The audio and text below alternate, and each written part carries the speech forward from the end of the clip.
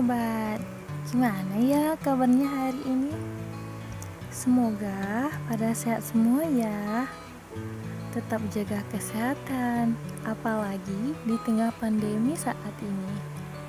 Nah, bagaimana ya sejarah perpustakaan di dunia itu?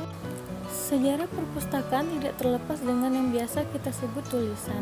Pada 2500 sebelum Masehi, di Mesir ditemukan sebuah tulisan berupa papirus yang dibuat dari sejenis rumput yang tumbuh sepanjang sungai Nil. Papirus merupakan rumput yang dihaluskan dengan cara ditumbuk lalu diratakan kemudian dikeringkan dan digunakan untuk menulis dengan menggunakan pahat dan tinta. Murjani An-Nur Hadi menulis bahwa kebudayaan perpustakaan telah dirinti pada zaman kejayaan Arab oleh orang-orang Arab yang pada zaman itu telah mempunyai peradaban yang sangat tinggi. Pada tahun 3750 sebelum Masehi telah terdapat pahatan-pahatan berupa ukiran lambang informasi ke dinding-dinding bangunan, monumen, dan tempat-tempat peringatan untuk menunjukkan keagungan raja-raja pada masa terdahulu. Papirus itu sendiri menurut Murjani An-Nur Hadi semenjak 3200 tahun sebelum Masehi sudah ditemukan tulisan yang disebut papirus yang terbuat dari dedaunan. Keberadaan papirus cukup sentral karena dari situlah dikembangkannya sehingga berupa kertas pada zaman modern. Bahkan hingga tahun 700-an Masehi, papirus masih dipergunakan sebagai bahan tulisan sebelum kemudian ditemukan bahwa bahan kulit binatang dan besi bisa dipergunakan untuk bahan tulisan. Penjajahan bangsa Romawi juga memiliki peranan dalam proses penyebaran dunia perpustakaan hingga ke pelosok. Karena pada awal Masehi hampir di setiap ibu kota negara jajahan bangsa Romawi terdapat perpustakaan seperti Siprus, Afrika, Yunani, bahkan Asia Kecil.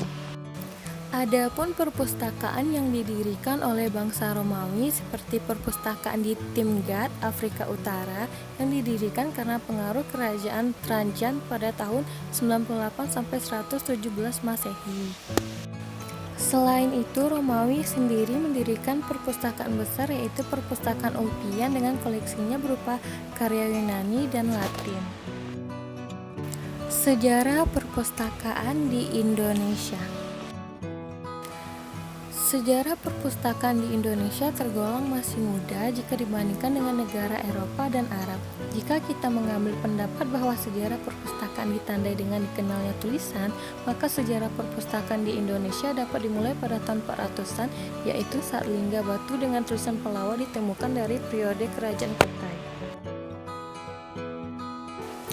Musafir Fahisyan dari tahun 414 menyatakan bahwa di kerajaan Yepoti yang sebenarnya kerajaan Tarumanegara banyak dijumpai kaum Brahmana yang tentunya memerlukan buku atau manuskrip keagamaan yang mungkin disimpan di kediaman pendeta.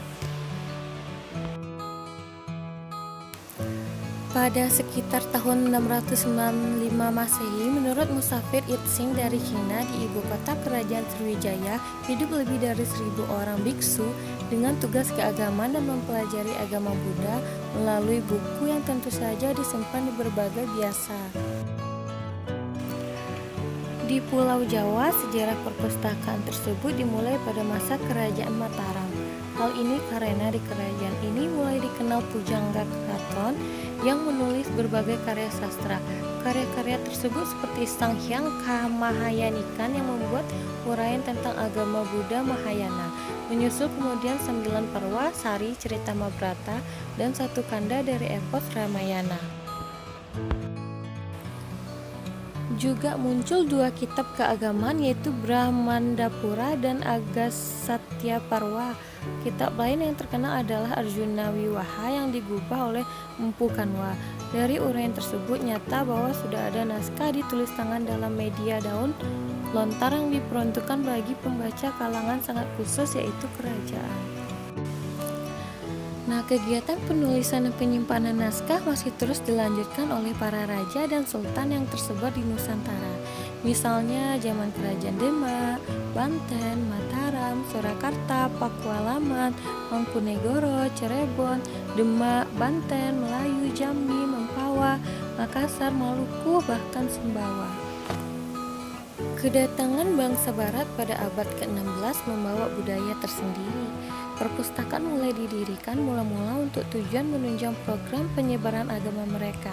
Berdasarkan sumber sekunder, perpustakaan paling awal berdiri pada masa ini adalah pada masa VOC, yaitu perpustakaan gereja di Batavia yang kini berada di Jakarta. Pada masa inilah perpustakaan tidak lagi diperuntukkan bagi keluarga kerajaan saja, namun mulai dinikmati oleh masyarakat umum. Perpustakaan meminjamkan buku untuk perawat rumah sakit Batavia, bahkan peminjaman buku diperluas sampai ke Semarang dan Juwana, Jawa Tengah.